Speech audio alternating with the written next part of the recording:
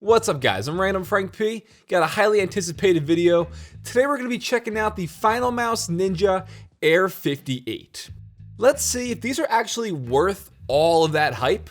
We'll talk about my experience, and spoiler alert, one thing really bothers me. So first up, you're probably familiar with Finalmouse by now. They've been really popular for putting out these different mice over the past few years that have been just incredibly light. Some of the lightest mice on the market, which is why, understandably, gamers are really trying to get their hands on these. They're highly sought after. These were launched along with streamer Ninja on December 1st, and I just got mine about 3 weeks ago. So I've been putting them to the test, gaming a ton on these, so I can give you guys a lowdown. So first off, taking a look at it, it does look, pretty familiar. Not too much has changed physically. This year, however, comes in two new colors, Cherry Blossom Red and their new Cherry Blossom Blue. And visually, they are very nice looking. You don't typically see these colors in gaming mice.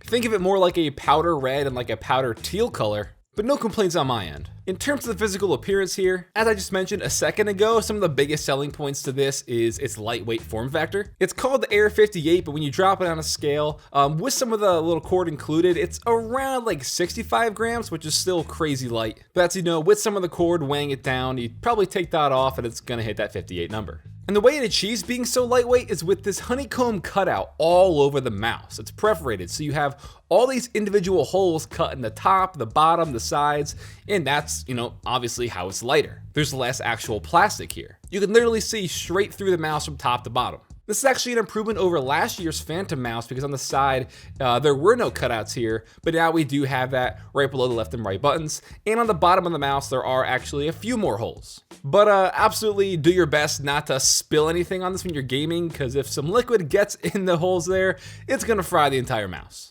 Another reason it's so lightweight is due to their Phantom Paracord they used for the mouse here. It is much lighter than your traditional mouse cable. It's kind of like cotton candy. Like, you're holding something, but it's so light that it kind of feels like air. And it's just really great to have on a gaming mouse like this because it's really gonna help cut back on any like pulling or resistance, which is a big reason why people own mouse bungees to begin with. So you practically have no resistance with this mouse and the cable, which makes it kind of feel like it's wireless even though it's not. It's a very symmetrical design with the buttons being on the left side of the mouse, so it's not ambidextrous or anything, but in terms of the overall layout and stuff, like I said, it's pretty similar to the previous mice. You still have those left and right clicks, your DPI changing button, and the scrolling wheel, which now has this haiku kind of carved into it. And something I noticed immediately when I first started gaming on this was compared to last year's Phantom mouse, all of the buttons feel so much sharper. Like, listen to this. You're definitely getting more of that like crisp response, which last year's still felt really good, but in comparison, they sound kind of muddied. So definitely satisfying when you're gaming on this. It is ergonomic, fits nicely in my hands due to that symmetrical layout like I said. And honestly, when I was gaming, I didn't have a hard time transitioning because for the past few months, I have been using the regular Finalmouse Phantom. I've said it like 5 times so far in this review. So switching over, it still felt really great. I couldn't really tell that it was lighter. I think it's like, 10 to 15 grams lighter overall. But once you start getting down to, 58 grams, like it's called Air58, it's gonna be kind of hard to differentiate 50 to 60 grams versus, 65, 70 grams. But when you compare that to my go-to mouse, Logitech G502, yeah, this is literally like cutting that thing in half. It is almost half the weight of that, which is just insane to think about. I've had absolutely no issues with the mouse itself. The optical sensor has been great. It's all been very responsive. Like I said, the transition was just very easy. And it feels so cool to be gaming with like seemingly nothing in your hands. It's a really unique experience. And it's a reason why these mice are so popular, why they gain so much traction. However, I had to talk about one big thing. All right, so now I want to talk to you guys about something that is really just taken away from the overall experience with the Ninja Air58, and it's honestly kind of killed it all for me. And I'm gonna rant for a minute, but I want to tell you guys this because as a consumer and a customer myself, I bought these mice with my own money. And you guys, if you're watching this, you probably want to find out about the mouse, find out if it is worth it, so you are also a consumer. And it's valuable info for you guys because the way they handled the launch and just the mouse in general left a really bad taste in my mouth. So first off, their collaboration with Ninja, not necessary at all. I guarantee you this mouse was called just the Air58, and they're like, well, wait a second. Ninja, he's the top streamer right now, he's everything. He's YouTube, he's Twitch. What if we give him X amount of money to promote this? He'll shoot a 60-second teaser, promoting the mouse. We'll talk about it on Twitter.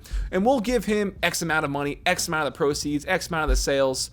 He comes out to the launch, we'll have him out there for a minute, show his face, and then our launch is successful, blah, blah, blah, blah, blah, blah. Did they need Ninja? No. This mouse perfectly could have been the Air58. No one would have batted an eye. They throw Ninja on there, to catch the Google search terms, just to have their name on this mouse. But that's nothing really compared to this. The way they handled the launch and the overall customer service with Finalmouse is absolutely terrible. On Twitter, after the launch, they were doing nothing but backpedaling, saying like, okay, great news, we're ahead of schedule. We're sending out, we processed, they've all been shipped out through 20,000. I'm like, okay, I'm order number 23,000 something. I ordered this mouse in the first 3 minutes after it launched, and I was already order number 23,000. So I knew a lot of people were buying this mouse. They were hyped for it. Understandable. 23,000 in 3 minutes. Okay. So they say that. A week later, all right, guys, orders are getting processed. We're just finishing up 20,000. You should be, seeing 21,000 people getting there. If you have like your order number 21,000 XXX, you'll be getting yours soon. All right, well, they said last week was 20,000. A week later, all right, guys, there was a bit of a hiccup. We got some things slowed down. We got it sorted out. We are all through 18,000. And it's like, what are you talking? You just said last week you got 20-something thousand out, and now you're saying you're in 18,000, but you're ahead of schedule, but you're not ahead of schedule at all. All they were doing was backpedaling and backpedaling. But what really, really just left a really bad taste in my mouth, and kind of goes to show you how badly they botched this whole thing, was this tweet from Finalmouse on January 3rd. I'm going to read it to you guys. You can read it as well. We're going to be done processing and shipping orders sooner than you guys think. This is already over a month after you could buy the mouse. So, okay. The more you guys spam our customer support team, the harder it is for us to finish this up. We got 1,000 emails yesterday alone. That takes 5 extra people away. Please, we ask you guys to be patient. So they want us to believe that because they got spammed with so many customer service emails asking where their mouse is, that it took 5 people away from the warehouse. Do they think we're that dumb, or is Finalmouse that dumb? Think about that. They want us to think that the same people shipping out the mouse are the same people responsible for answering emails. That's just not how it works. They did not have enough mice initially to launch.